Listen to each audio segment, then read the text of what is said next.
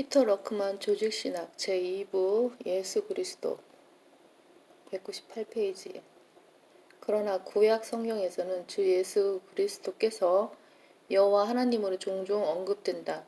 예를 들어 스가랴서 같은 경우에는 예수 그리스도의 재림에 대해서 설명하면서 예수 그리스도께서 재림하실 때 자신의 손에 못 박혔던 구멍을 자신의 형제들에게 보이시는 것을 다음과 같이 묘사하고 있다. 그들은 그들이 찔렀던 나를 쳐다볼 것이며. 스가랴 12장 10절 말씀. 본문에서 말씀하시는 분은 분명히 주님 로드이다. 이시다. 본문 12장 7, 8절을 확인해보라. 다시 말해 십자가에서 찔리신 그분은 주 로드, 즉 여호와 하나님이셨다는 말이다. 이 구절이 이렇게 중요한 부분을 다루고 있기 때문에 모든 변개된 성서에서는 본문을 즉각적으로 그들은 그들이 찔렀던 그를 쳐다볼 것이며 라고 변개시킨 것이다. 개역 한글판 성경의 본문도 확인해보라. 그들은 그들이 찔렀던 그를 쳐다볼 것이며 라고 변개. 우리가 절대로 잊어서는 안 될 한 가지 분명한 사실은 1700년 이후에 나온 성경은 모두 예수 그리스도의 신성을 공격하고 있다는 것이다. 물론 이러한 변개된 성서들에서도 그리스도의 신성을 말하는 구절을 다른 곳에서 찾아볼 수 있을 것이다. 예를 들면 요한복음 20장 28절에서 도마가 엎드려서 예수 그리스도께 다음과 같이 고백하는 부분이 있다. 나의 주 나의 하나님이시여. 어떠한 현대의 배교자들도 이 구절은 변개시키지 않은 것이다. 그래서 변개자들은 오히려 이런 구절을 들이대며 다음과 같이 알리바이를 대고 있다. 우리의 성경도 믿음의 근본적인 부분들이 있기 때문에 신뢰할 만합니다. 그러나 어리석은 소리는 그만하라. 당신은 어떤 변개된 성서에서도 믿음의 근본 사항들을 발견할 수 있다. 그래서 뭐가 어쨌다는 것인가? 당신은 쓰레기통에서도 지폐를 발견할 수 있다. 그렇다고 해서 쓰레기통이 은행이 되겠는가? 어떤 사람은 하수도에서 다이아몬드 반지를 주었다고 했다. 그러나 그렇다고 해서 하수도가 보석 상점이 되겠는가? 이제 당신은 이 배교한 사람들이 어떤 사람들인지 알겠는가? 이런 것들을 볼 때 사람들은 매우 우습다는 생각이 든다. 어떤 살인자는 주일 아침에 교회에 가기도 한다. 그렇다고 해서 교회가 교도소가 되겠는가? 오늘날 우리 주의 보수주의자들은 이상한 생각을 하고 있는 것이다. 예수 그리스도의 신성을 입증하는 50여 구절에서 10여 구절 정도는 없어져도 상관이 없다는 가증스러운 논리로 무장된 이들이다.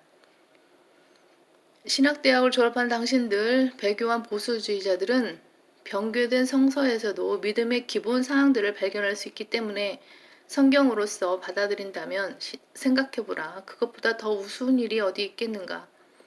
변개된 성서들은 한 곳에서는 예수 그리스도의 신성을 공격하고 또 다른 곳에서는 지지하고 있는 것이다. 그러한 성서들은 종교 통합에나 알맞은 성서들인 것이다. 그러한 변개된 성서들은 예수 그리스도의 신성을 믿는 사람들과 믿지 않는 사람들 모두 다 만족시키려 하고 있는 것이다. 그러나 그러한 성서들은 배교한 라오디게아 교회 시대의 박쥐나 카멜레온인 것이다. 가증스럽고 기회주의적인 발상은 속히 버리라. 예수 그리스도의 신성에 대한 두 번째 증거는 동정녀 탄생이 하나님께서 인간과 함께 하려고 오셨다는 사실을 가르친다는 것이다. 이사야 7장 14절에서 성경은 보라 한 처녀가 임신하여 한 아들을 낳으리니 그의 이름을 임마누엘이라 하리라고 말하고 있는데 임마누엘이라는 말은 마태복음 1장 23절에 의하면 우리와 함께 하신 하나님이라는 뜻이다. 하나님께서는 자신의 세 인격 중 한 분인 예수 그리스도로 성육신하신 것이다. 요한복음 1장 14절에서는 이것에 대해서 그 말씀이 육신이 되어 우리 가운데 거하심으로 라고 증거하고 있는 것이다. 세 번째 증거는 성경의 예언에 따르면 메시아이신 주 예수 그리스도께서는 하나님의 이름을 받으셨다. 예를 들어 이사야 9장 6절에서는 다음과 같이 말하고 있다. 이는 우리에게 한 아이가 태어났고 우리에게 한 아들이 주어졌음이니 정부가 그의 어깨 위에 있을 것이요 그의 이름은 경이로운 분이라 상담자라 능하신 하나님이라 영원하신 아버지라 화평의 통치자라 불리리라. 오직 주 여호와 하나님만이 위의 이름들을 모두 만족시킬 수 있는 분이다. 그러나 성경은 아들도 영원하신 아버지라는 이름으로 불린다는 것이다. 물론 이것이 아들의 이름은 아니다. 다만 아들이 세 번째 증거는 성경의 예언에 따르면 메시아이신 주 예수 그리스도께서는 하나님의 이름을 받으셨다. 이는 우리에게 한 아이가 태어났고 우리에게 한 아들이 주어졌음이니 정부가 그의 어깨 위에 있을 것이요 그의 이름은 경이로운 분이라 상담자라 능하신 하나님이라 영원하신 아버지라 화평의 통치자라 불리리라.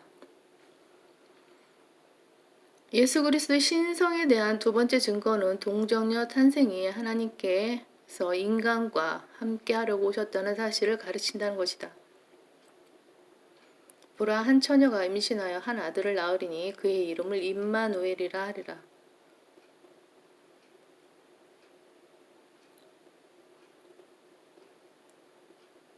그 말씀이 육신이 되어 우리 가운데 거하심으로 우리와 함께 하시는 하나님. 아멘.